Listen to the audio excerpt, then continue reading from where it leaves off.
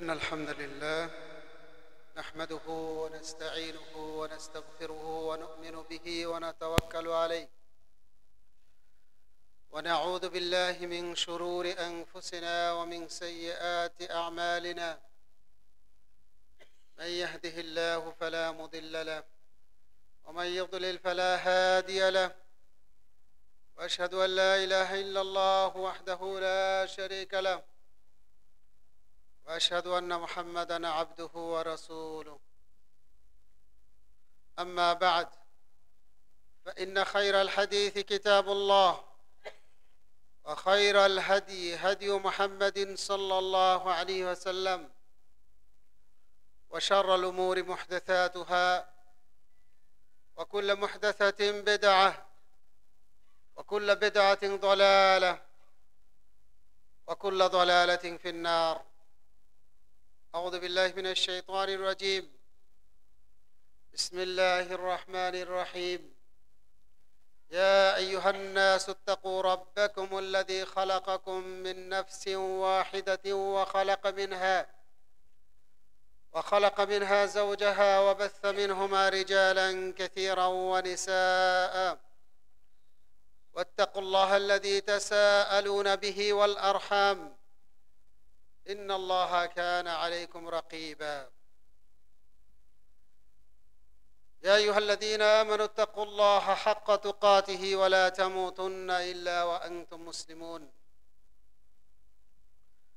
যাবতীয় প্রশংসা গুণগান সে মহান রব্বুল আলামিনের জন্য, যার বিশেষ দয়ায়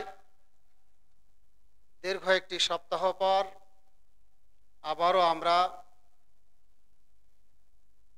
তার ঘরে জুমার সালাত এবং খুতবা শ্রবণের সুযোগ পেলাম। এজন্য তার দরবারে শুকর আদায় করছি, আলহামদুলিল্লাহ।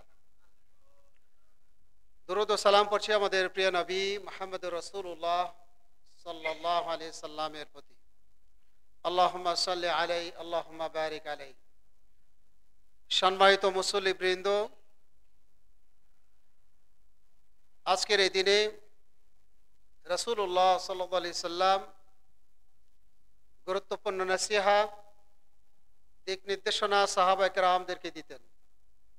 তার ধারাবাহিকতায় আমরা আজকে গুরুত্বপূর্ণ একটি বিষয় নিয়ে আলোচনা করব।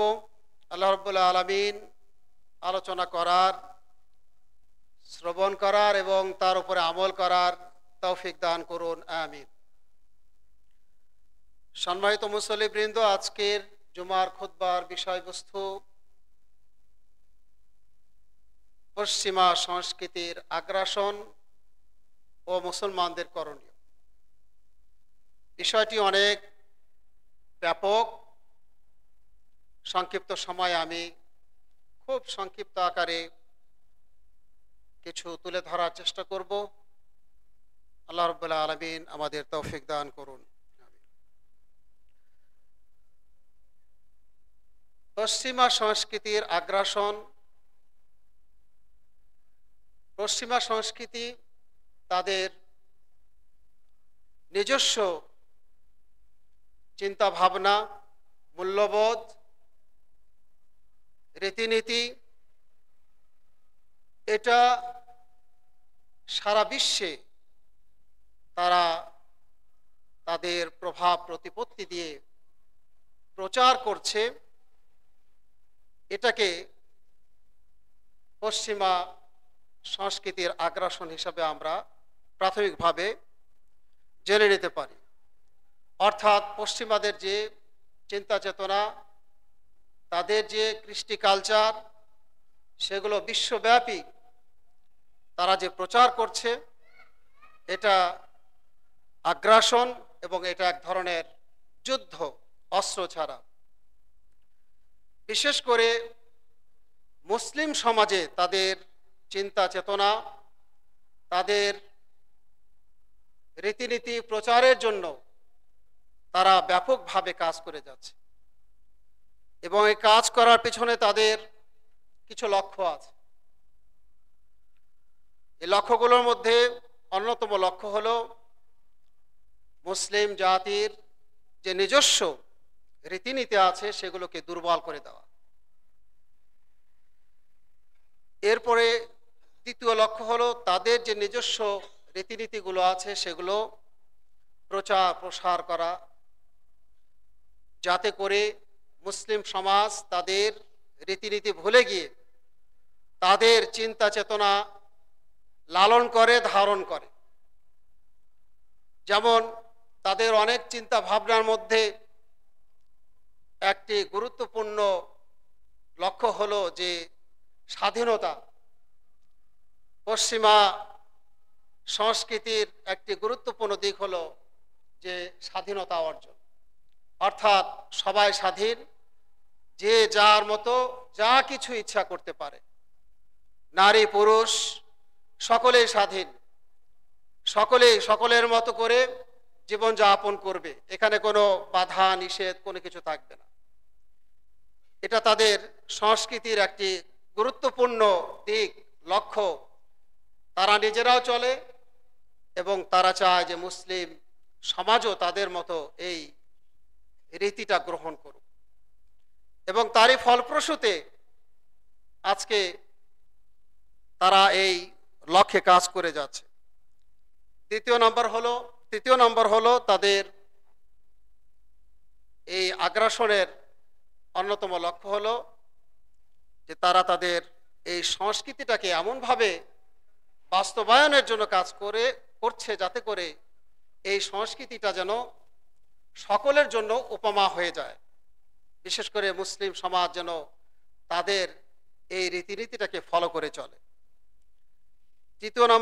চতুর্থ নম্বর হলো যে পৃথিবীতে বিশেষ করে মুসলিম সমাজ যেন তাদের শুধু সংস্কৃতিতে নয়, তাদের অর্থনীতি, শিক্ষানীতি, সমাজনীতি সকল ক্ষেত্রে যেন পশ্চিম বিশ্বকে ফলো করে চলে, এজন্য তারা তাদের এই চিন্তা ভাবনা প্রচার করে যাচ্ছে।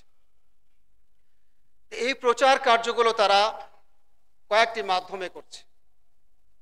একটি মাধ্যম হলো গণমাধ্যম, টিভি, বিভিন্ন ধরনের চ্যানেল। এগুলোর মাধ্যমে তারা তাদের নিজস্ব যে সিনেমা, ধারাবাহিক, ড্রামা এগুলো তারা প্রচার করছে, যাতে করে এই মুসলিম সমাজ সেগুলো দেখে তাদের মতো জীবনযাপন করে।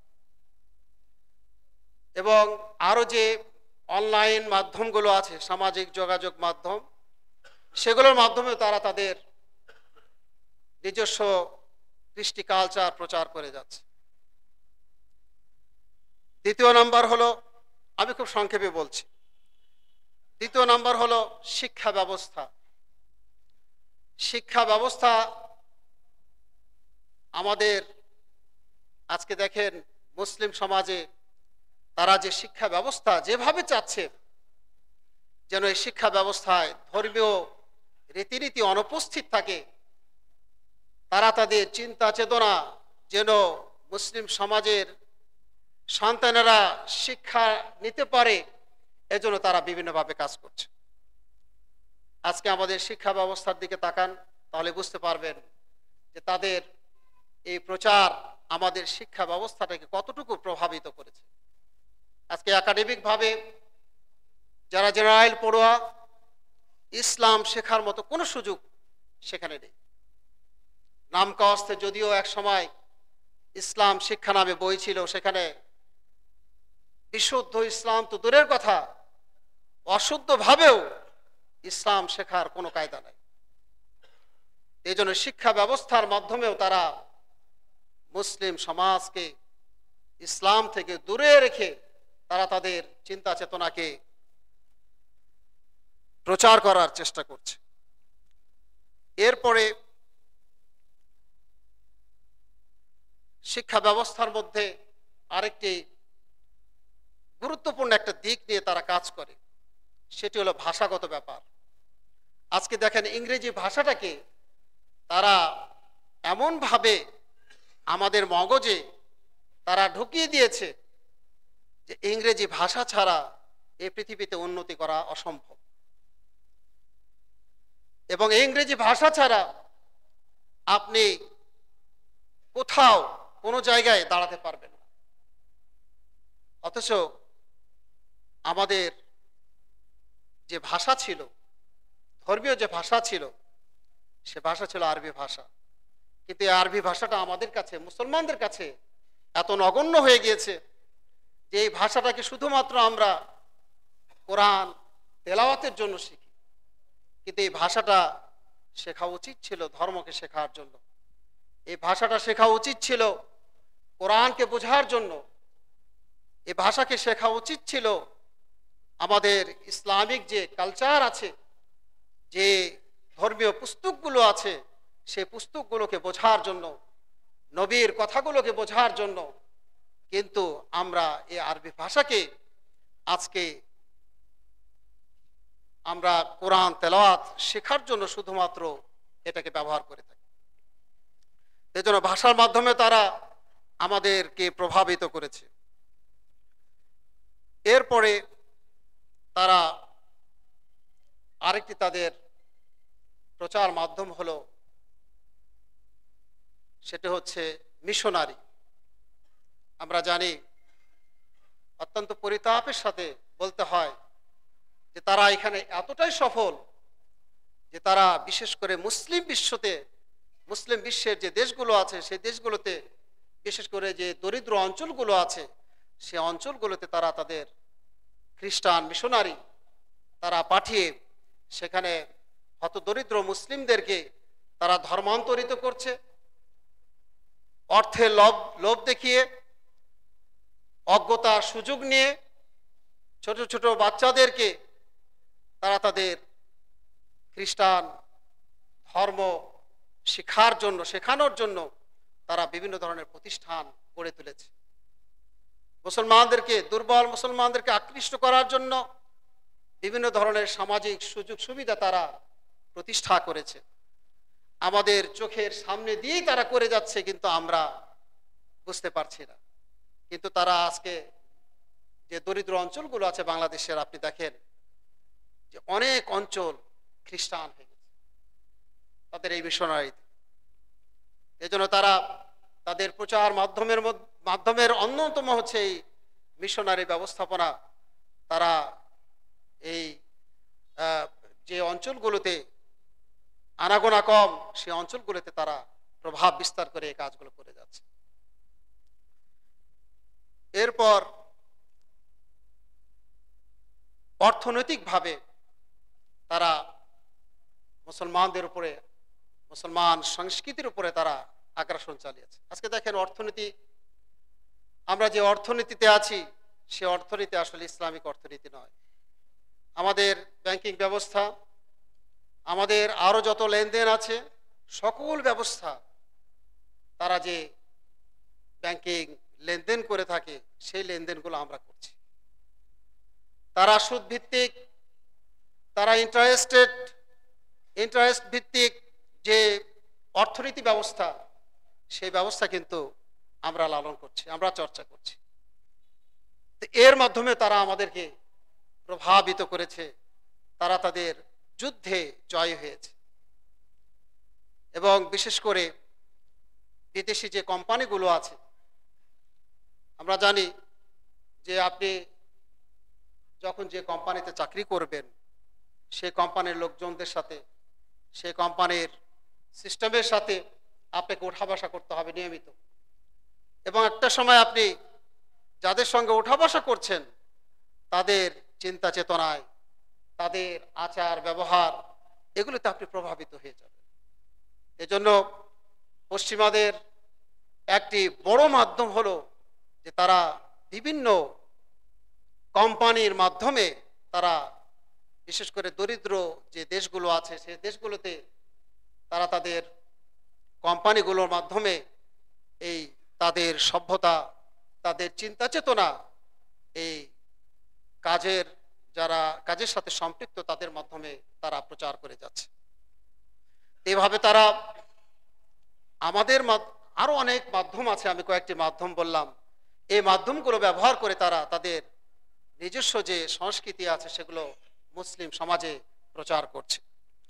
আর এর মাধ্যমে আমরা প্রভাবিত হচ্ছি, এবং সেটা আমাদের দৈনন্দিন জীবনে, আমাদের পোশাক আশাকে, আমাদের আচার আচরণে, আমাদের চিন্তা চেতনায় আমরা দেখতে পাই যে পশ্চিমা সংস্কৃতি আমাদের মধ্যে ঢুকে পড়েছে।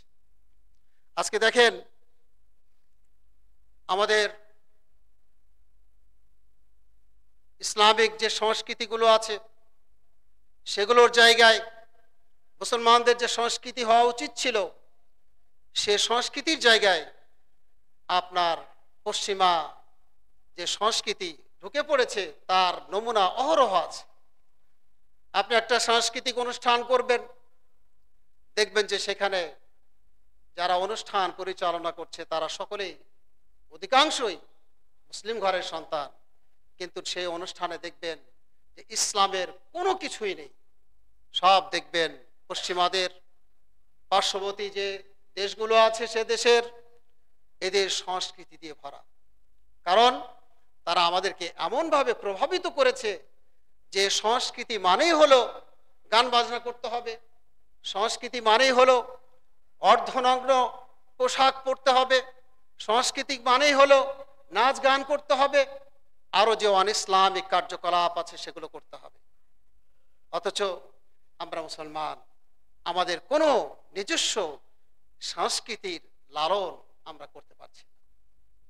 সম্মানিত মুসল্লিবৃন্দ, এরপরে আমাদের চিন্তা চেতনায় এমনভাবে প্রভাব বিস্তার করেছে যে আমরা তাদের সংস্কৃতি থেকে, তাদের চিন্তা থেকে আমরা নিজেদেরকে মুক্ত করতে পারছি না।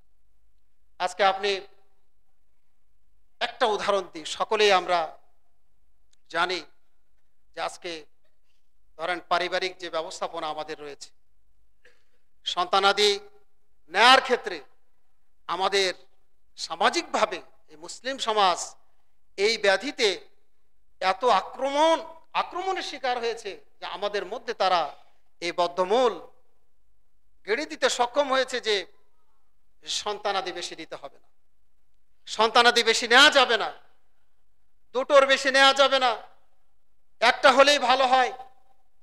আজকে আমরা কিন্তু এটা খুব সুন্দরভাবে গ্রহণ করেছি। অথচ রাসূলুল্লাহ সাল্লাল্লাহু আলাইহি সাল্লাম বলছেন, তাজাওয়াজুল ওয়ালুদ আল ওয়াদুদ, তোমরা যে নারীরা বেশি সন্তান দেয় তাদেরকে বিবাহ করো, যে নারীরা বেশি ভালোবাসে তাদেরকে তোমরা বিবাহ করো। ফাইন্নী মুকাথিরুম বিকুমুল উমাম, নিশ্চয় আমি তোমাদেরকে নিয়ে সেদিন গর্ববোধ করব সংখ্যাধিক্য নিয়ে। আজকে আমরা তাদের এই সংস্কৃতির খপ্পরে পড়ে আমাদের এবং আমাদের মা বোনদের চিন্তা চেতনের মধ্যে এটা গেড়ে গেছে যে সন্তানাদি দুইটার বেশি নেওয়া যাবে না। আল্লাহু আকবার, আল্লাহু রাজ্জাক, রিজিকের মালিক আল্লাহ। আমরা এই প্রভাবান্বিত হয়ে গেছি। আজকে সামাজিকভাবে আমরা ক্ষতিগ্রস্ত হয়েছি এই পশ্চিমা সংস্কৃতির মাধ্যমে, কিন্তু আমরা বুঝতে পারছি না। আজকে পারিবারিকভাবে আপনি কয়েক বছর আগে যান, দেখবেন যে পারিবারিকভাবে আমরা কত শান্তিতে ছিলাম, কিন্তু আজকে আমরা সেই শান্তি থেকে অনেক দূরে অবস্থান করছি। আজকে দেখেন, পরিবার,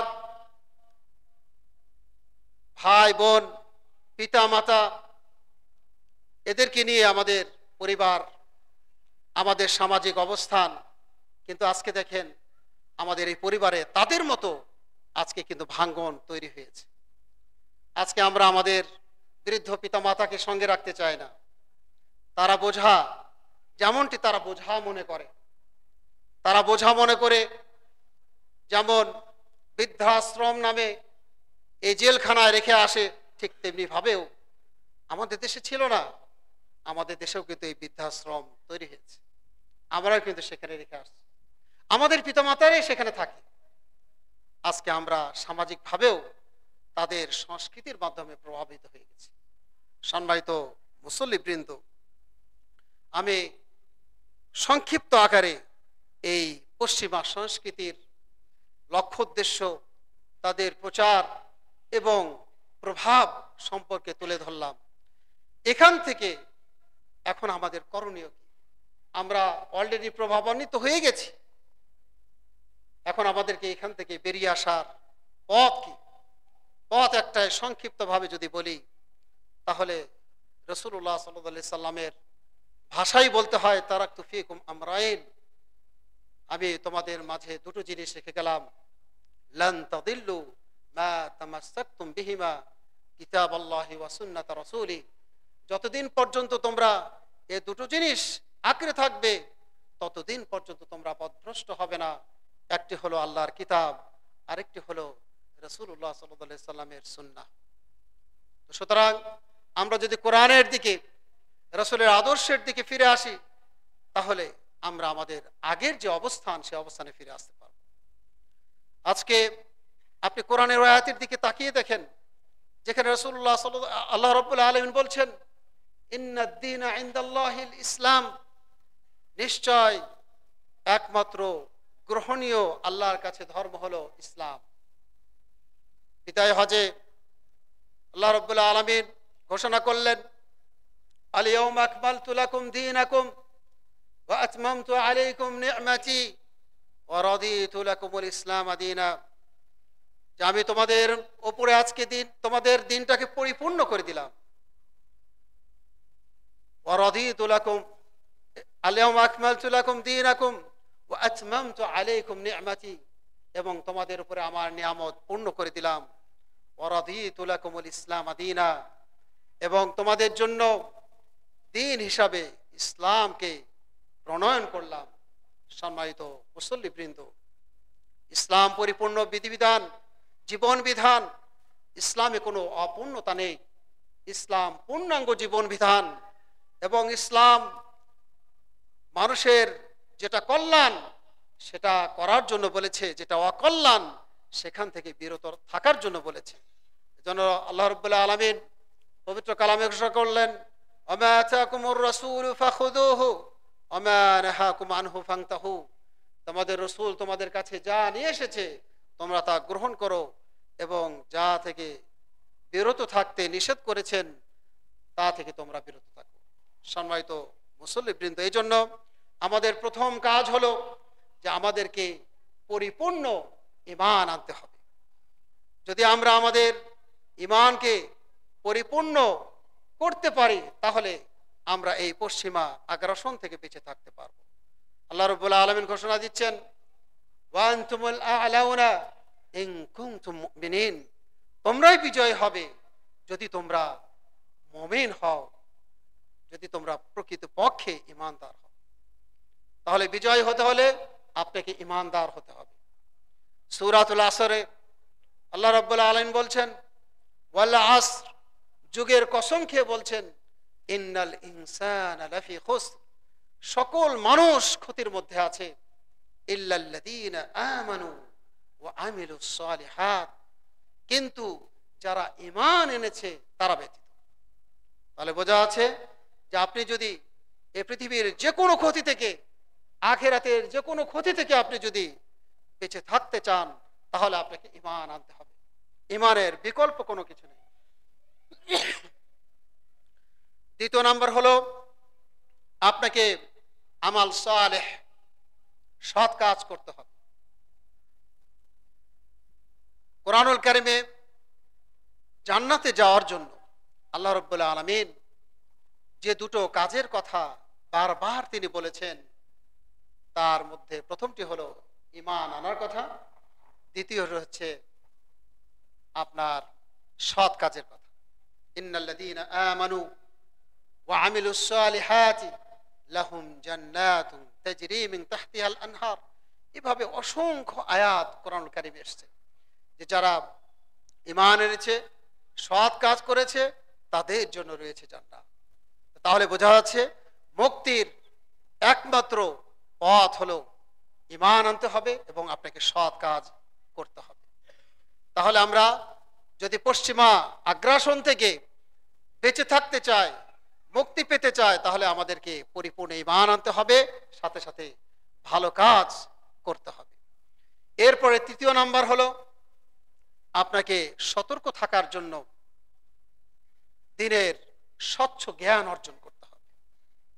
আপনি যদি কোনটা পশ্চিমা আগ্রাসন আর কোনটা ইসলামী সংস্কৃতি এটা আপনি যদি না বোঝেন তাহলে তো আপনি বেঁচে থাকতে পারবেন না। এজন্য বেঁচে থাকার জন্য আপনাকে স্বচ্ছ পরিচ্ছন্ন জ্ঞান অর্জন করতে হবে। আমাদের সমাজে ইসলামী জ্ঞানী বিভিন্ন ধরনের আছে। রাসূলুল্লাহ সাল্লাল্লাহু আলাইহি সাল্লাম জ্ঞান অর্জন ফরজ করেছেন, জ্ঞান অর্জন করতে হবে, কিন্তু আবার পরিচ্ছন্ন জ্ঞান আপনাকে অর্জন করতে হবে। যে কোনো কিতাব, যে কোনো লেখকের কিতাব পড়লে পারে আপনার প্রকৃত জ্ঞান অর্জন নাও হতে পারে। এজন্য স্বচ্ছ জ্ঞান অর্জনের জন্য আপনাকে খুব সতর্কতার সাথে এগোতে হবে। আল্লাহ রাব্বুল আলামিন বলছেন, ইয়া আইয়ুহাল্লাযীনা ফাসআলু আহলা যিকরি ইন কুনতুম লা তা'লামুন, যে তোমরা আহলে যিকির যারা প্রকৃত আলেম তাদেরকে তোমরা জিজ্ঞেস করো যদি তোমরা না জানো। যে কোনো বিষয়ে যদি জানা না থাকে তাহলে যারা জানে এই বিষয়ে তাদের কাছ থেকে জেনে নিতে হবে। বিল বাইয়িনাতি ওয়াজ জুবুর, দলিল প্রমাণের মাধ্যমে। এমনি না, সে কথার পিছনে অবশ্যই কি থাকতে হবে? দলিল থাকতে হবে, প্রমাণ থাকতে হবে। এজন্য বিশুদ্ধ জ্ঞান আপনাকে অর্জন করতে হবে, যাতে করে আপনি ইসলামী সংস্কৃতি কোনগুলো, রসুলের আদর্শ কোনগুলো, কোনগুলো ইসলামী সংস্কৃতির বাইরে, এই জ্ঞানটুকু আপনার অর্জন করতে হবে। কারণ ইসলামিক জ্ঞান অর্জন করা কিন্তু ফরজ, সকলের উপরে ফরজ। আপনার সালাত আপনাকে আদায় করতে হয়, তাহলে সালাতের জ্ঞান আপনাকে অর্জন করতে হবে। সিয়াম আদায় করতে হয়, সিয়ামের জ্ঞান অর্জন করতে হবে। আপনার উপরে যে ফরজগুলো আছে সেই ফরজগুলোর জ্ঞান আপনাকে অর্জন করতে হবে। আপনাকে শিরক থেকে বাঁচার জন্য জ্ঞান অর্জন করতে হবে। কোনটা শিরক, কোনটা তাওহীদ, এটা যদি আপনি না বোঝেন, না জানেন, তাহলে আপনি বাঁচবেন কিভাবে? কোনটা সুন্নাহ, কোনটা বিদআহ, এটা আপনি জানেন না, তাহলে আপনি বাঁচতে পারবেন কিভাবে? এজন্য আপনাকে সুন্নাত জানতে হবে, যে রাসূলের সুন্নাহ কোনটা। আপনি জানা না থাকলে সব সময় মানার আগে আপনাকে জানার চেষ্টা করতে হবে। কারণ আপনাকে যে কোনো আমলের আগে সে বিষয় সম্পর্কে, সে আমল সম্পর্কে আগে জেনে নিতে হবে। এজন্য আপনাকে স্বচ্ছ জ্ঞান অর্জন করতে হবে। ইমাম মালিক রাহিমাহুল্লাহ নাম শুনেছেন, তিনি বলছেন যে 4 শ্রেণীর ব্যক্তির কাছ থেকে ইলম নেওয়া যাবে না। 4 শ্রেণীর ব্যক্তির কাছ থেকে। এর ভিতরে একটা হচ্ছে সাহেব বিদআহ, যে বেদাত করে। ইসলামের জ্ঞান আছে কিন্তু সে সুন্নাহর পথ থেকে দূরে গিয়ে নিজের মন গড়া অনুযায়ীও ইসলামিক ফতোয়া দেয়, ইসলামিক রীতিনীতি সে লালন করে। তার কাছ থেকে কিন্তু ইলম নেওয়া যাবে না। এই জন্য যার কাছ থেকে ইলম নেবেন তার ব্যাপারে আপনাকে সুস্পষ্ট ধারণা নিতে হবে। কারণ আপনার কাছে তো আপনি যে জ্ঞানটা নেবেন সে জ্ঞান কি জ্ঞান দিল, সে জ্ঞানটা পরিমাপ করার পরিপূর্ণ জ্ঞান নাও থাকতে পারে, আপনি পথভ্রষ্ট হয়ে যেতে পারেন। এই জন্য যারা বেদাআতি তাদের কাছ থেকে আপনার ইলম নেওয়া যাবে না।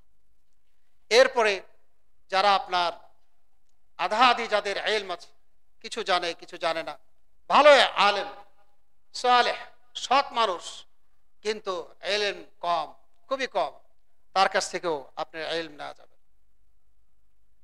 এই জন্য আপনাকে ইলম নিতে হবে আপনার যারা জানে তাদের কাছ থেকে, স্বচ্ছ জ্ঞান যাদের কাছে আছে তার কাছ থেকে। সব লেখকের কিতাব পড়া যাবে না, তাহলে আপনি পথভ্রষ্ট হয়ে যেতে পারেন।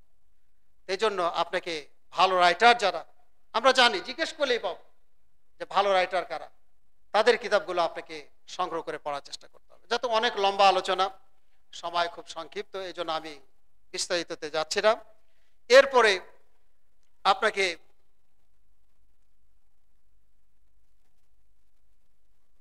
সামাজিকভাবে, যখন আপনি নিজে সচেতন হলেন, সামাজিকভাবেও আপনাকে সচেতন হতে হবে।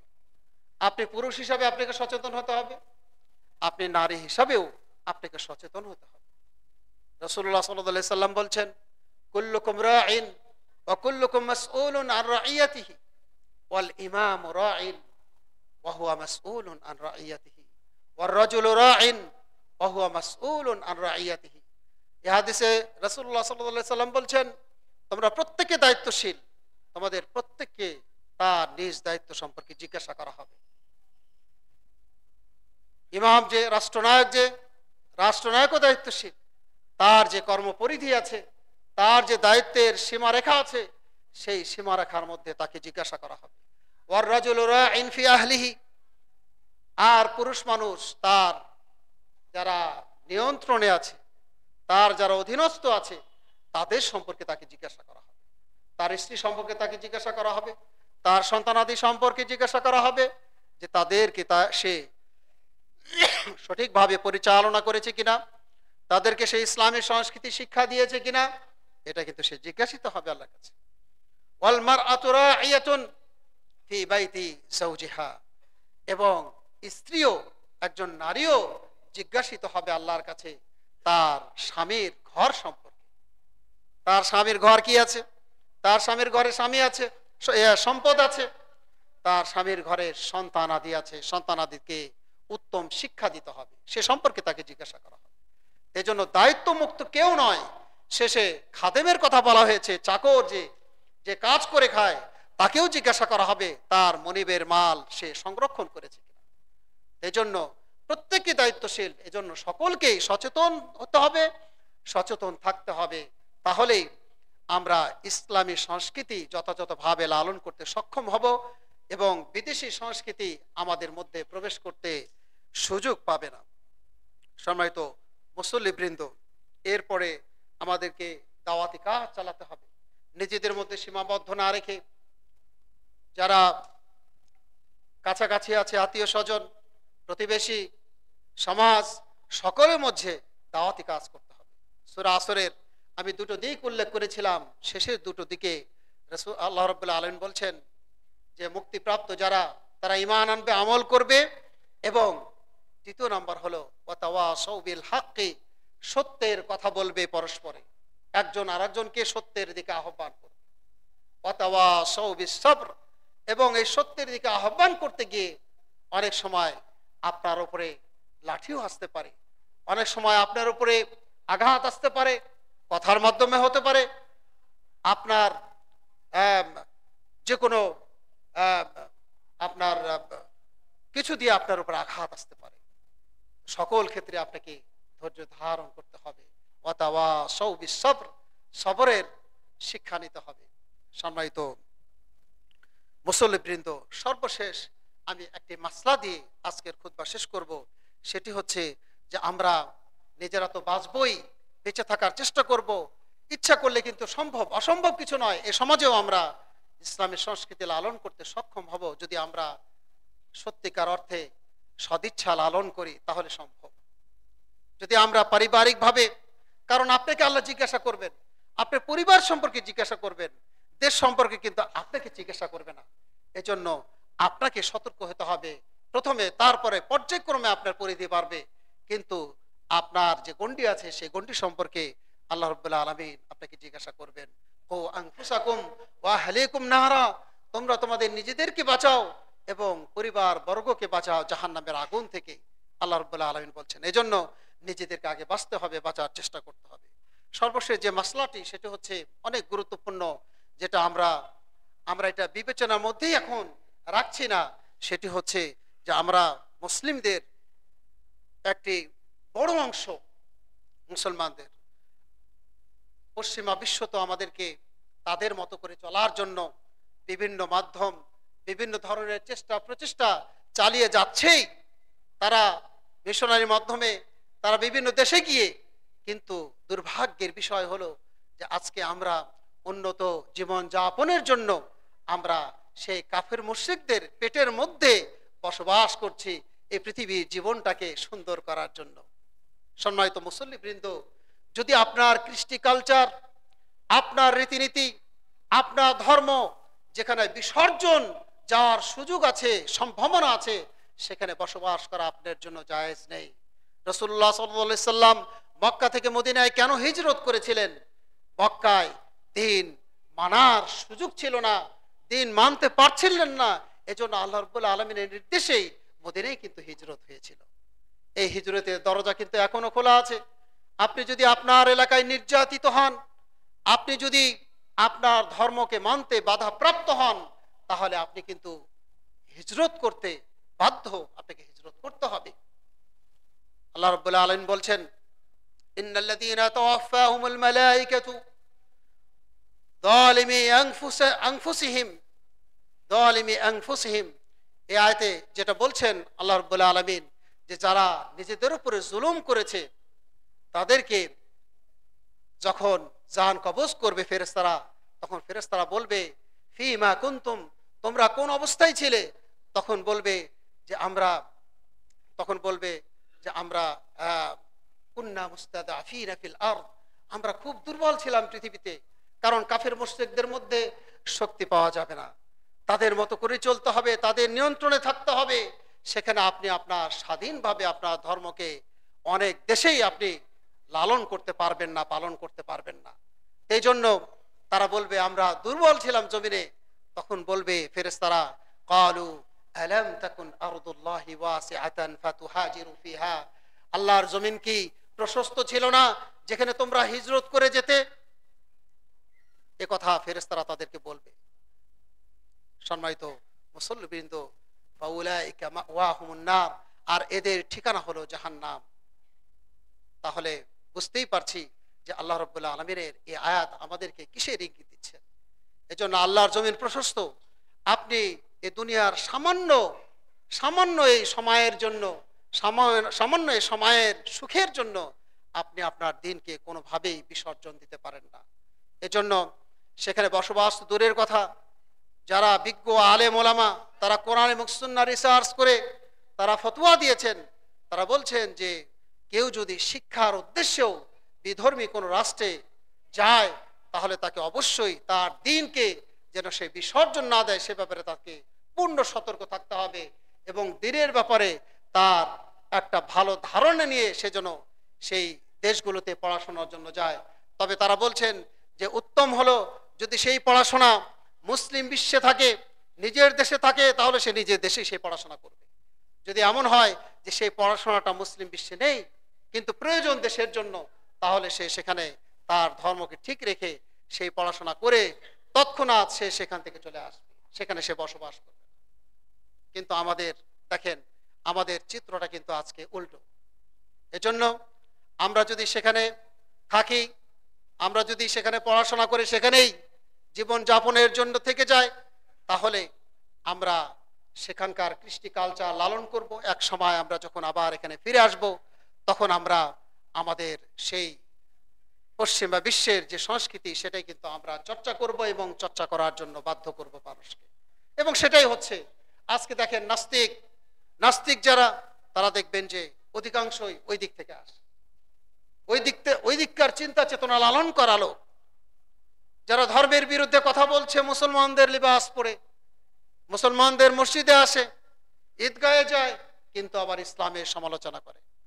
কারণ কি? কারণ ওই যে একটাই। এই জন্য সময় সংক্ষিপ্ত, আমি আর কথা দীর্ঘায়িত করছি না। আল্লাহ রাব্বুল আলামিন আমাদেরকে সঠিক বুঝ দান করুক। আল্লাহ রাব্বুল আলামিন আমাদের সকল ধরনের পশ্চিমা সংস্কৃতি সহ সকল বিজাতীয় সংস্কৃতি থেকে আমাদেরকে হেফাজত করুক, শয়তানের সকল ওয়াসওয়াসা থেকে আমাদেরকে হেফাজত করুক। আল্লাহুম্মা আমিন। বারাকাল্লাহু লানা ওয়া লাকুম ফিল কুরআনিল আযীম ওয়া নাফা'নি ওয়া ইয়্যাকুম বিমা ফীহি মিনাল আয়াতি ওয়াদ যিকরিল হাকীম। আকুলু কওলি হাযা ওয়া আস্তাগফিরুল্লাহ লি ওয়া লাকুম ওয়া লিজামি'il মুসলিমিন। আস্তাগফিরুল্লাহ ওয়া আতুবু ইলাইহি ওয়াস্তাগফিরুহু ইন্নাহু হুয়াল গফুরুর রহিম।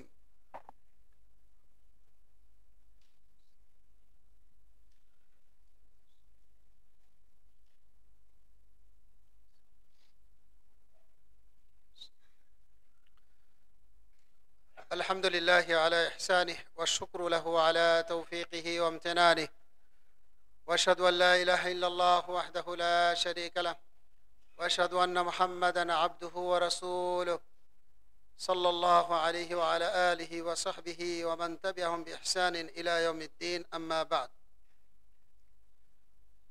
সম্মানিত মুসল্লিবৃন্দ, আল্লাহ রাব্বুল আলামিন বলছেন, আল্লাযীনা ইউনফিকুনা আমওয়ালাহুম বিল-লাইলি ওয়ান-নাহারি সিররাও ওয়া আলানিয়া, যারা তাদের সম্পদকে ব্যয় করে রাতে এবং দিনে, অর্থাৎ সব সময়।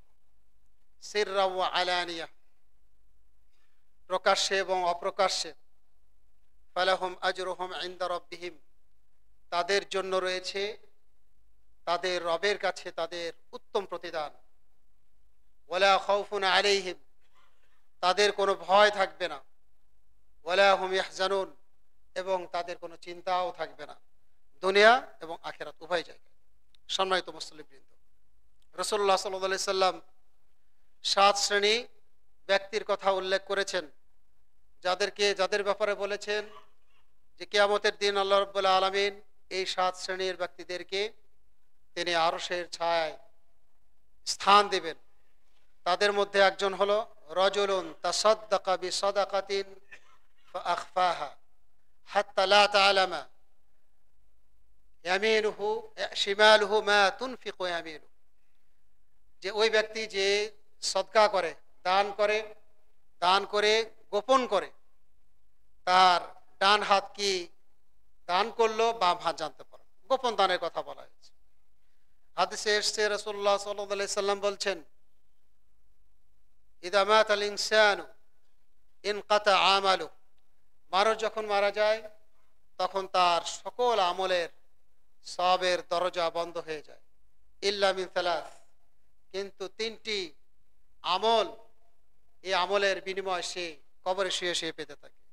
একটি হচ্ছে সাদাকাতিন জারিয়া, সদকায়ে জারিয়া, এটা মৃত্যুর পরেও চলতে থাকবে। আও ইলমিন ইনতাফাউ বিহি, অথবা ইসলামিক জ্ঞানের সাথে, ধর্মীয় জ্ঞানের সাথে সংশ্লিষ্ট কোনো কাজ যদি কেউ করে যায় এবং সেটা যদি চলমান থাকে, তাহলে সেটারও সওয়াব সে মৃত্যুর পরে পেতে থাকবে।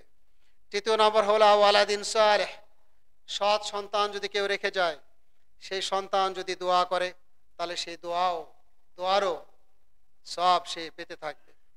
সম্মানিত মুসল্লিবৃন্দ,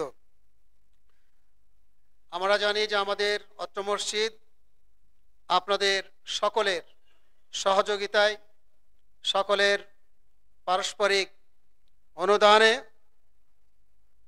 আপনার পরিচালিত হয়ে আসছে এবং সকলের দ্বারা হচ্ছে, ইনশাআল্লাহ ভবিষ্যতেও হবে। আল্লাহ রাব্বুল আলামিন আপনাদের সকলকে তৌফিক দান করুন। এজন্য আপনাদেরকে আহ্বান করব, এই মসজিদের কার্যক্রম গতিশীল করার জন্য আপনাদের দানের হাতকে আরো প্রসারিত করবেন, ভুলে যাবেন না। এবং আমরা জানি যে এখানে 13 শতক জমির উপরে বহুতল ভবন, অর্থাৎ 12 তলা ভবন নির্মাণের উদ্যোগ নেওয়া হয়েছে। সেখানে অনেক ব্যয় আছে, অনেক খরচের খাত আছে। এজন্য আপনারা সকলেই আপনাদের নিজ নিজ জায়গা থেকে আপনারা হাতকে গুটিয়ে না রেখে আপনারা সমান তালে এগিয়ে আসার সর্বাত্মক চেষ্টা করবেন। এবং আমরা জানি যে আমাদের এখানে চাঁদপুর ইসলামিক কালচারাল একাডেমি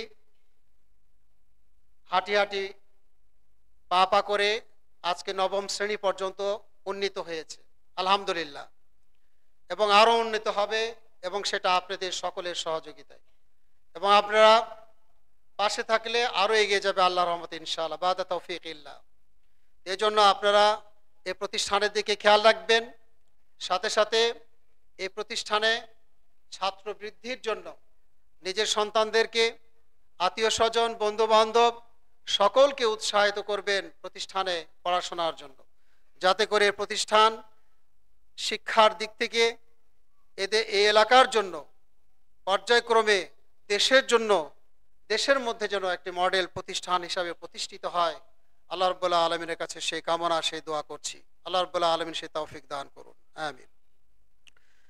এবং আমরা ইতিমধ্যেই আমাদের এই প্রতিষ্ঠানের জন্য একজন যোগ্য, দক্ষ আলেমে দ্বীন, একজন প্রিন্সিপাল আমরা পেয়েছি।